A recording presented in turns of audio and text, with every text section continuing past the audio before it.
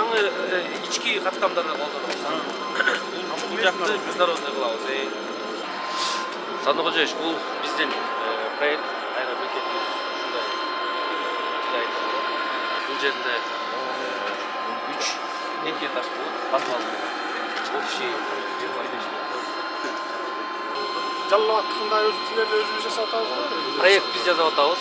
Аны строительствону кандай Тургунбек жасап. Жок, проекттин өзүңүз. Проектни өзүбүз жасап атабыз. Минтранс жасап атабыз. Келет бекен? Келет. Жасаса болот бекен? Сандыгожоевич, бул биздин учуп кону тилкебиз, могу действующий азыркы, серия менен. Жашыл жерлерди биз алып атабыз. Ошондо общий где-то 61 гектар жерди алып атабыз. Бул жерде могу жаңы стоянкаларды коюлат. Ошондо 24 стоянка болот. Бул жерде мунун самолеттор учуп келип, бейиктен разворот болуп, кайра бул жерге келгенче убакыт кетчү. Азыр болсо могуну биз эмки жылы азыр долбоор жасап атабыз. Эмки жылы могу жашыл менен турганда жерлерди жасайбыз дагы. Ошондо самолет конор менен эле бияктан чыгып кетип берет.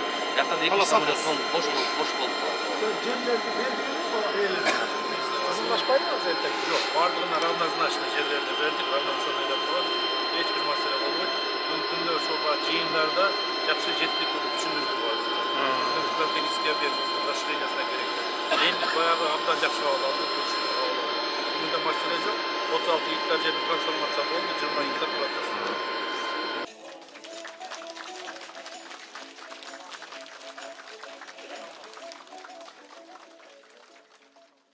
Саламатсыздарбы, урматтуу мекендештер, Ордолу Ош облусунун ардактуу тургундары, кымбаттуу авиация тармагынын өкүлдөрү.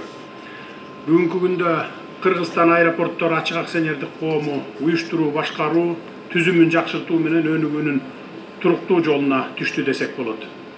Өзүңүздөргө жакшы белгилүү, жерлердеги аэропорттордун инфратүзүмдөрү жаңыланып, маршруттук каттамдар көбөйтүлүп жатат.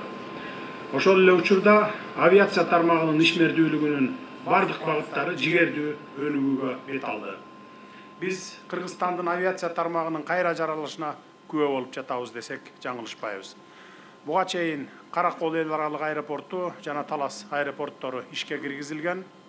Жалалабад, Караван, Казарман, Баткен аэропортторунда учуп конуу тилкелери капиталдык ремонттон өткөн. Тамчы эл аралык аэропорту менен Нарын аэропортунун оңдоп түзөө иштери бүгүн кызуу жүрүп жатат. Жакын арада Жалалабадка жаңы заманбап эл аралык аэропорттун курулушу башталат. Мамлекеттин учак паркына 2 бомбардир Dash 8-400 аба кемеси сатылып алынган эле, эми быйылкы жылы дагы 2 жаңы учактар менен толукталганы турат. Мына ушундай жакшы саамалыктарды улай бүгүн биз бул жерге Ош эл аралык аэропортунун жаңы аэробекет комплексинин курулушун баштоо үчүн мезгил кутусун салганы турабыз. Бул окуя жеке эле түштүк аймак үчүн эмес, бүтүндөй Кыргызстан үчүн чоң мааниге ээ.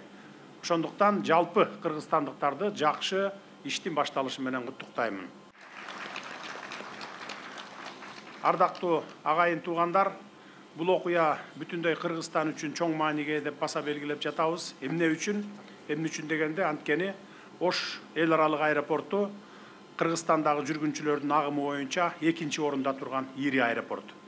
Ал жалпы Фергана өрөөнүнүн негизги транспорт түйүндөрүнүн бири.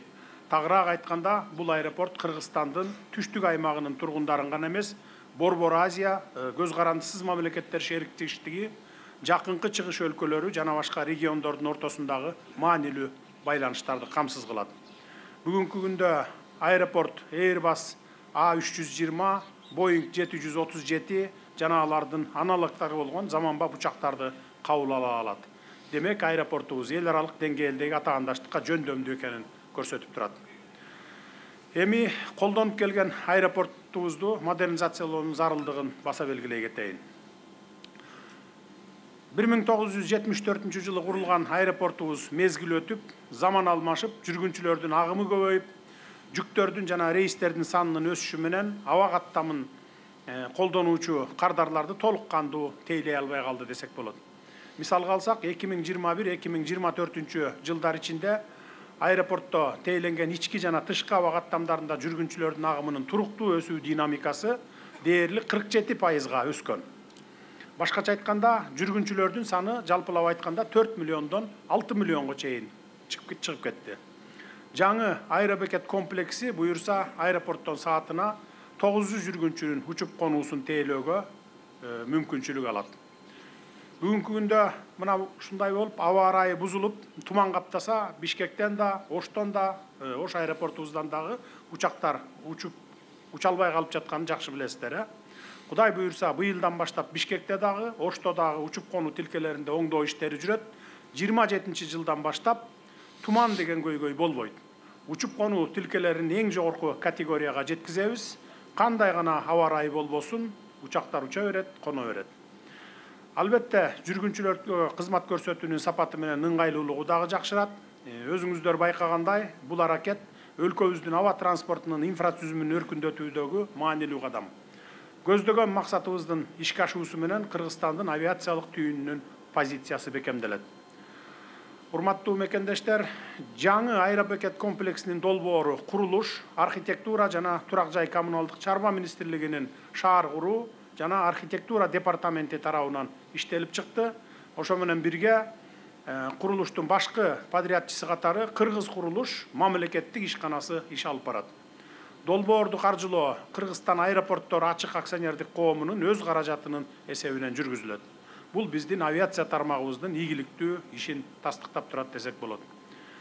Эми бул жаңы аэробекет комплексинин курулушун чоң пландарыбыздын башталышы гана деп туралы, биз аэропорттун маршруттук тармагын кеңейтүүнү, жаңы авиакомпанияларды тартууну жана жүк ташуулардын көлөмүн көбөйтүүнү мерчиндеп жатабыз.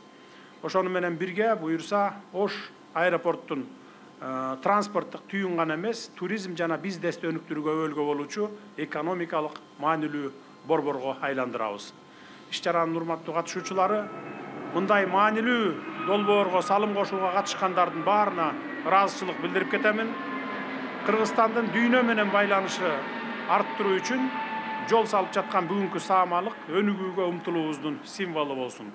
Ынтымагыбыз артып, биргелешип өлкөбүздүн жаркын келечегин кура берели.